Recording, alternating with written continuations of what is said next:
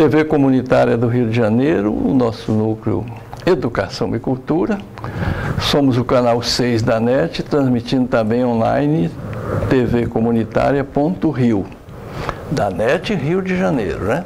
Então, conosco aqui hoje, a professora Maria Tiavato, ela que é também formada e professora com doutorado em filosofia, tem titular de Trabalho e Educação da Universidade Federal Fluminense e também professora, né, da UFF, da UERJ, da Politécnica, onde ela desenvolve um trabalho, um projeto que é interinstitucional, que reúne professores e alunos dessas 3 universidades.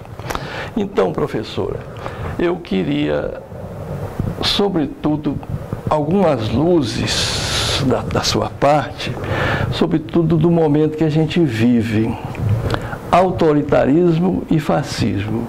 Mas antes eu já queria agradecer por ter aceito o nosso convite, viu? Agradecer também a você, telespectadora, por nos acompanhar. Autoritarismo e fascismo.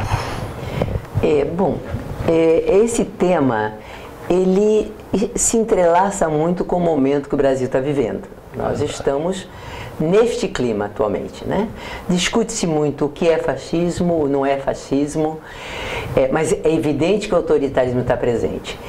E a filosofia e a sociologia, que são 2 disciplinas básicas de formação humanística de gerações e gerações, né, no mundo ocidental, elas estão sendo praticamente banidas do ensino médio, porque elas estão ficando como disciplinas quase que complementares, que as escolas vão decidir entre sociologia, filosofia, educação física, arte. O que representa isso? Primeiro, é uma decisão do alto, uma decisão que não passa pelos professores, não consulta as entidades que trabalham com a educação, as associações. E segundo, ela retira do currículo do jovem aquilo que lhe dá abertura para o mundo, que lhe dá capacidade de ver o mundo, que dá capacidade de expressar, de colocar as energias muito fortes em ação, tanto pela arte como pela educação física e pela descoberta do mundo através da filosofia e da sociologia. Bom, então eu vou falar um pouco do autoritarismo e fascismo, porque, como disse antes, são temas que estão na ordem do dia e nem sempre eles estão muito claros, até porque a conceituação dele ainda é discutida entre os cientistas políticos. Eu aproveitaria para dizer para o senhor, assim, um pouco corrigindo o meu currículo inicial. Nós somos, permita falar, companheiros. Você, somos companheiros. O meu doutorado é em Ciências Humanas e Educação. Eu tenho a graduação em Filosofia e Letras Clássicas. O que eu acho muito importante, porque a graduação é a época onde a gente pauta em si mesmo uma forma de pensar. Você pode até mudar depois, mas quando você faz aquilo e permanece, aquilo te dá a sua forma de ver o mundo, né? Bom, autoritarismo e fascismo. A palavra fascismo, principalmente, ela tem a complexidade dos conceitos históricos. Para começar, não é a mesma coisa que nazismo, embora fascistas na Itália, Mussolini, nazistas e Hitler na Alemanha trabalharam muito juntos, né? Trabalharam no sentido de destruir a humanidade das pessoas e de impor sistemas extremamente autoritários. Bom, o nazismo vai começar em 1919 e o fascismo já em 1939. Né? Quer dizer, então eles têm uma defasagem de tempo e também de alguns métodos, mas não de todos.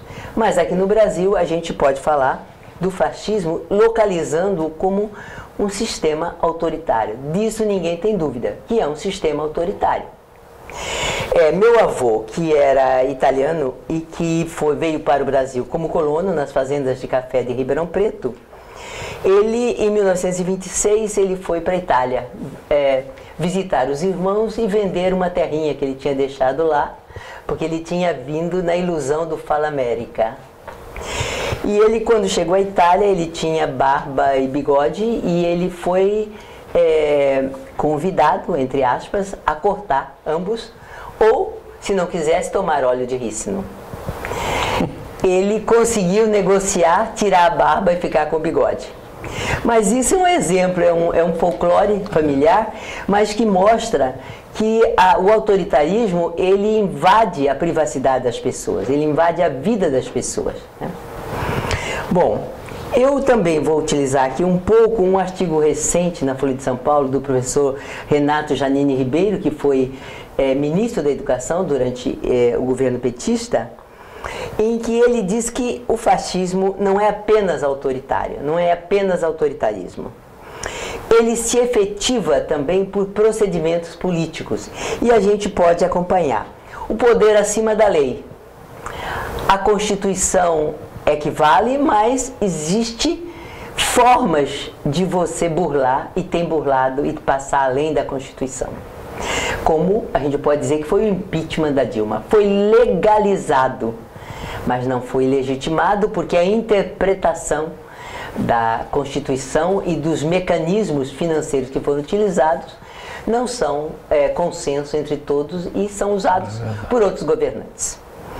Ele diz assim, ela se efetiva também pela censura.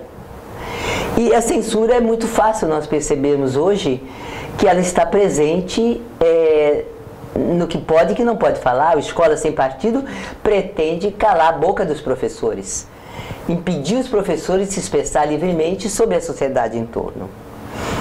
E esse cerceamento de expressão é também de ação, é de pensamento, é uma forma de mobilizar os jovens, é uma forma de intimidação, né? E consequentemente, um empobrecimento das relações. Se nós trocamos ideias aqui sobre o que está ocorrendo no mundo hoje, nós saímos enriquecidos do ponto de vista do outro ou de outras pessoas que estiverem conosco. Na medida em que você cerceia o professor de se relacionar com os alunos, de falar de desigualdade, de falar de pobreza, de falar de homossexualidade, de falar de questões de gênero, de falar de questões de etnia, supostamente ideológicas. O que não é ideologia no mundo dos interesses, né? Você vai inibir o desenvolvimento do pensamento, você vai imobilizar as pessoas para essas causas, além de você poder ser extremamente cruel e injusto com as pessoas que têm características de uma ou de outra natureza, né? Bom, também o fascismo... e aí ele se mistura ao populismo, ele conta com apoio popular. Verdade. Então, o governante que é autoritário, fascista, ele prescinde da lei, ele prescinde dos canais oficiais, né?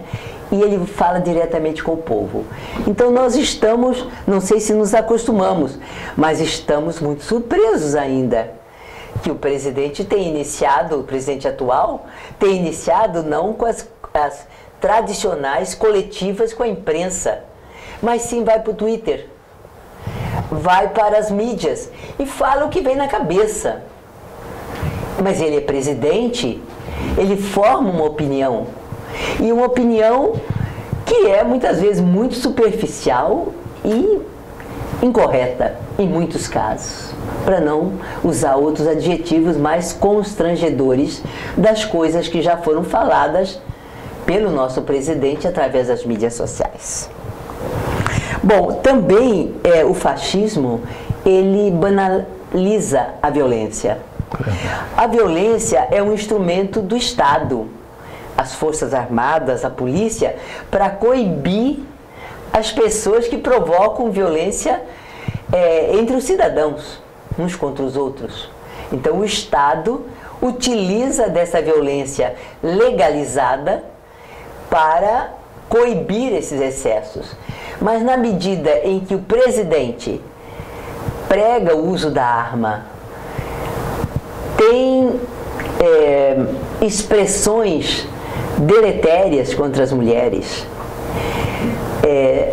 Acha que é normal que as pessoas não possam ter, se não podem comer ou se não podem ir para as escolas, não vão, se não podem ter remédios, como há pouco o professor Roberto falava, né, e o senhor e você mesmo falava dos 20 medicamentos para doenças graves que podem sumir do fornecimento oficial. Então você está apostando na morte das pessoas. Está apostando na morte. Você legaliza a violência, você autoriza. A palavra autoriza, e a palavra de um presidente não é uma palavra banal. Ele não pode ser uma pessoa banal. E tem sido. E tem banalizado a violência. E tem sido seguido por isso. As pessoas se acham no direito de agredir, de reprimir, de atacar, né? Essa intolerância se reflete também até do campo religioso, né? Porque ele se diz Messias, que isso não aparece na figura do Hitler nem do Mussolini, né? A gente fala do nazifascismo, mas ele também se augura assim de ter, talvez, ser representante de Deus. Eu sou o Messias, e eu acho que a psicologia trata desses tipos que se julgam salvadores como portadores de alguma insanidade, né?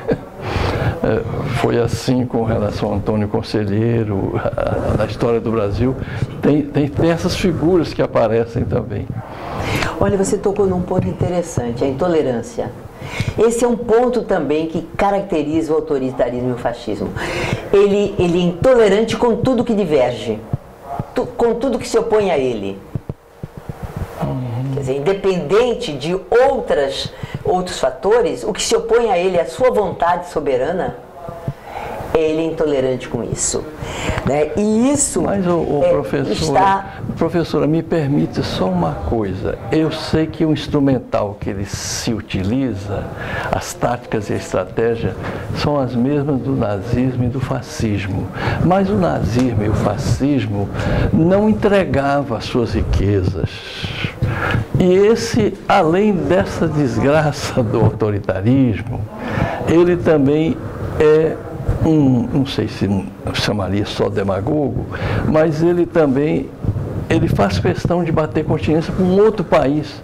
O Hitler é o alemão, e só o alemão. O italiano também lá, que se vale do Hitler até para formar aquela aliança, né, do eixo, né, o imperador Hirohito. Eles eram patriotas mesmo, de preservar o patrimônio público nacional, as suas fronteiras, né? Eles não queriam bases de outros países nos seus países, por exemplo. Hitler não só de preservar as fronteiras, de alargar as fronteiras. Quer dizer, ele avançou sobre os outros países, né? Bom, eu acho que essa questão da venda do nosso país, né? Dos ativos do nosso país, das grandes empresas, né? A Petrobras agora está nessa situação, circula também que o BNDES já está assim, sendo também já trabalhado nesse sentido, né? De um ponto de vista, faz parte da doutrina neoliberal. Isso. Da privatização. Também. Mas de um outro ponto de vista nos envergonha. Porque nos empobrece, nos torna mais dependentes do que nós somos.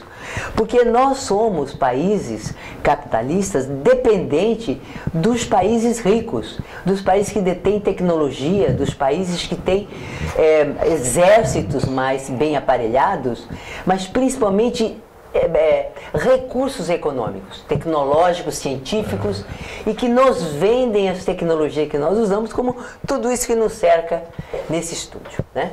Agora, na medida em que nós vendemos que nós passamos para os estrangeiros nossos ativos, é como alguém que para comer vende a casa e depois. Aí quando acaba o dinheiro, onde que ele vai morar, né? Então, está ocorrendo algo inédito no país, algo que nós nunca presenciamos. Na minha história de vida, eu nunca presenciei nada parecido. E isso tudo, eu queria voltar à questão da religião que você levantou, com uma intolerância muito grande ao diferente, né? Uma intolerância que é autorizada e que repercute nos ataques às religiões afro, por exemplo, nos ataques às pessoas dos grupos LGBT e mais, né? Ataques às mulheres, quer dizer, há um clima de intolerância. E em relação à religião, isso é gravíssimo, porque religião é algo privado, cada um tem a sua, presta contas a Deus se você acredita em Deus. E ninguém tem mais nada a ver com isso, salvo você, a sua consciência. Então, essa é uma outra questão que assusta. E também o regime, não só ele autoriza isso, mas ele também difunde o ódio. Ele odeia quem não está com ele. Nossa. Ora, nenhuma democracia existe sem aqueles que estão numa posição e aqueles que estão em outra. Se todos pensarem igual, então nós chegaremos ao comunismo, talvez, né? Todos estão de acordo, toda a riqueza foi socializada, todos têm saúde, todos têm educação. Mas isso é alguma coisa que a humanidade ainda está tentando obter. E as tentativas que houve sempre foram muito difíceis, muito duras, muito sofridas. É uma luta, uma tentativa de encontrar, né? O que nós temos agora é uma democracia representativa com a pretensão, em alguns campos, de ser também participativa. Mas nós tivemos muito poucas experiências de democracia participativa, porque geralmente os governantes depois lá em cima querem fazer prevalecer a sua vontade. Bom, eu ainda queria dizer que é a intolerância com a esquerda e o darwinismo social, sobre o qual se tem falado, que é a exclusão das pessoas que não têm recursos para viver, ou que estão passando fome, ou que não têm remédios para se tratar, né? A exclusão dos mais fracos. Isso é muito cruel, porque o darwinismo, Darwin, que é um cientista admirável, ele estuda a seleção das espécies, que é um processo que existe na natureza, entre os seres naturais. Agora, o darwinismo social é uma aplicação, é uma analogia, naturalmente com essa seleção, mas feita a partir de um ponto de vista de uma autoridade excessivamente autoritária e que vai excluir aqueles que são mais indefesos, né? É um pensamento muito cruel. E aí eu chegaria a um último ponto que tem a ver com isso da nossa conversa, né? Que é o ódio à cultura, à arte, porque são livres. Para fazer arte, você precisa ser livre. É mesmo. Para fazer cultura, você precisa desfrutar do mundo em torno. A inspiração nasce da liberdade, né? Exatamente, exatamente. Muito bem colocado. Que beleza. E os jovens, né, eu vou passar logo a educação, né, os jovens precisam do exercício da arte, precisam do exercício da cultura, precisam do exercício de inventar, de criar, de se confrontar, sim. Nós, adultos, temos que ouvir os jovens, é eles que nos mantêm minimamente mais jovens e saudáveis, porque eles confrontam as ideias do nosso tempo com as ideias do tempo deles. Isso é importante para a riqueza cultural de um país, essa interação entre as gerações, né? Eu posso ilustrar? Claro. O Gonzaguinha cantou assim: eu acredito na rapaziada. Pois é, acredito que ele estava percebendo a maturidade e entendendo a importância do pensamento jovem, né? Então isso... Eu queria também, que é um tema que a senhora domina muito, que é falar sobre o ensino médio no Brasil, o momento atual, se já contextualizasse então em cima desse... E também o fato de, com relação ao ensino, eles estarem abominando a filosofia e a sociologia. Pois é, porque elas estão no campo da cultura. Na medida em que você tem ódio à cultura, à arte, à liberdade de expressão, de pensamento, na medida que você cultiva a censura, no Brasil estão desmontando as instituições de ensino. A minha universidade, a Universidade Federal Fluminense, se você vai no campus do Gragoatá, Beira-Mar, ela está no mato, com mato de altura de 50, 60, 70 centímetros. Não há dinheiro para pagar os seguranças que nós tínhamos. Nossa. A universidade está sendo desmontada gradativamente. A extinção dos conselhos, limitando o pensamento coletivo nas instituições. E as reformas todas sem consulta. As reformas sem consulta. E aí eu entro nas reformas para falar sobre o ensino médio. A lei do teto dos gastos, a emenda constitucional número 95, que vai restringir os investimentos, vai reduzir empregos, possibilidade de negócios, de emprego, de empresas, de ciência, de tecnologia. A reforma trabalhista, que está tirando os direitos dos trabalhadores. A lei da terceirização, que veio completar a terceirização que antes era admitida para as atividades meio, agora também para as atividades fim. Tudo vai ser trabalho intermitente, tudo vai ter sem direitos assegurados, sem esses direitos que foram conquistados duramente no início do século passado. Eu aproveito para dizer esse livro Luta e Memória. Pois é, a professora também é escritora, acho que você tem uns 7 títulos já, né? Esse livro Luta e Memória, ele tem o acervo do Astrogildo Pereira. Este homem era um sindicalista, um escritor, e ele preservou a memória dos jornais operários e documentos e memorandos que são do início do século passado, das lutas dos trabalhadores. Bom, então, e todas essas conquistas que foram alvo, que houve morte, houve prisão, houve deportação, né, dos estrangeiros, houve as pessoas que foram enviadas para a Amazônia. Caso da Olga Bernardi, né? Bom, Olga Bernardi como estrangeira que foi entregue diretamente, né, ao nazismo, né, a Hitler. Então, tudo isso vai desagregando o tecido social, vai tornando as pessoas, as famílias, sem recursos para bem educar, sem recursos para manter seus filhos de uma forma saudável, vai limitando a possibilidade de bem viver, que é o objetivo do ser humano.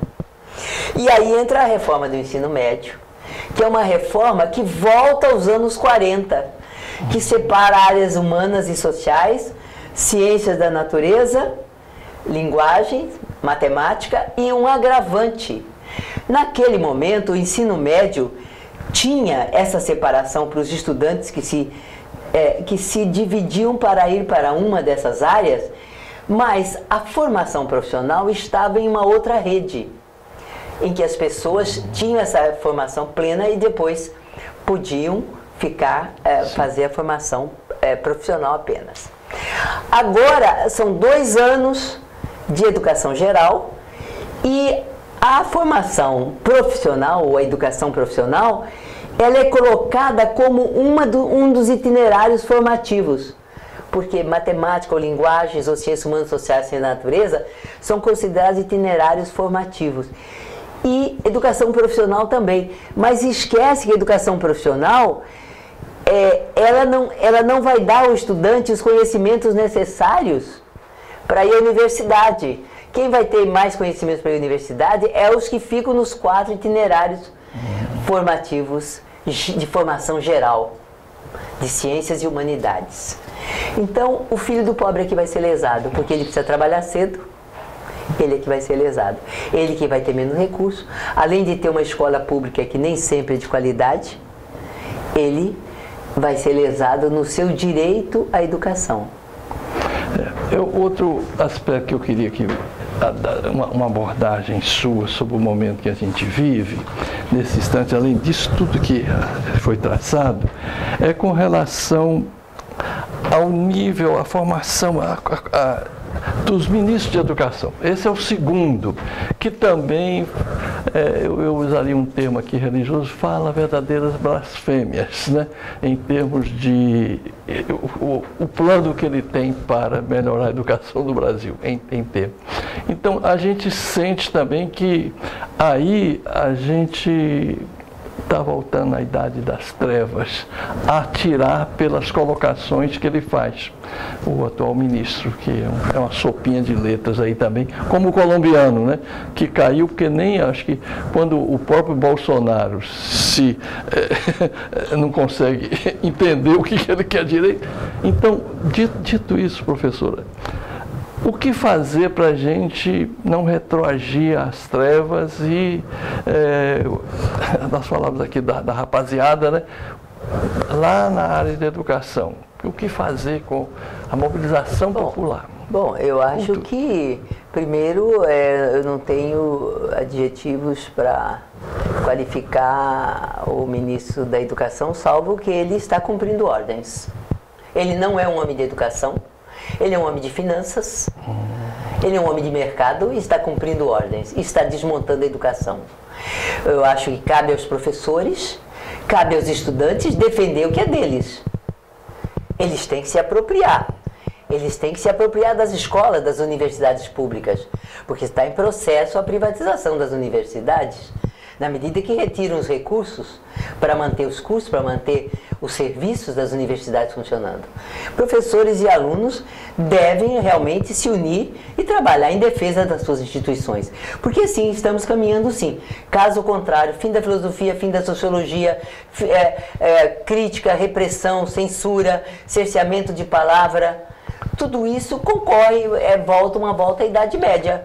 E nós estamos então indo assim para trás, muito. Nós temos que tentar pôr esse ideário de formação da juventude, de vida para todos, de trabalho para todos, de meios de vida. Nós temos que lutar por isso nessa sociedade. Ou seja, somarmos a todas as lutas populares. Ah, bom, tu lembrou bem. As Estamos organizações sociais, juntos. os sindicatos, que nos mantiveram minimamente com direitos até agora nas suas lutas, nas suas todas as mobilizações, manifestações e todas as lutas que fizeram, né? Que sofreram. Inclusive com relação aos direitos dos trabalhistas, aos direitos da aposentadoria e previdenciários, e que estão extremamente ameaçados, e, sobretudo, a paz social com a liberação de armas. E eu acho que não podemos deixar de falar da justiça. Eles têm que ir Lula livre, em função da justiça. Que provem que ele tem todas as culpas para os quais ele está preso, mas que prendam aqueles que têm culpa já comprovada e que estão soltos. Até porque sem justiça não pode haver paz. Obrigado, professora Maria. É um prazer. Muito obrigado. É um prazer a casa é sua sempre, Obrigada. Viu? TV Comunitária do Rio de Janeiro, canal 6 da NET, transmitindo também online tvcomunitaria.rio, núcleo Educação e Cultura. Muito obrigado pela sua audiência.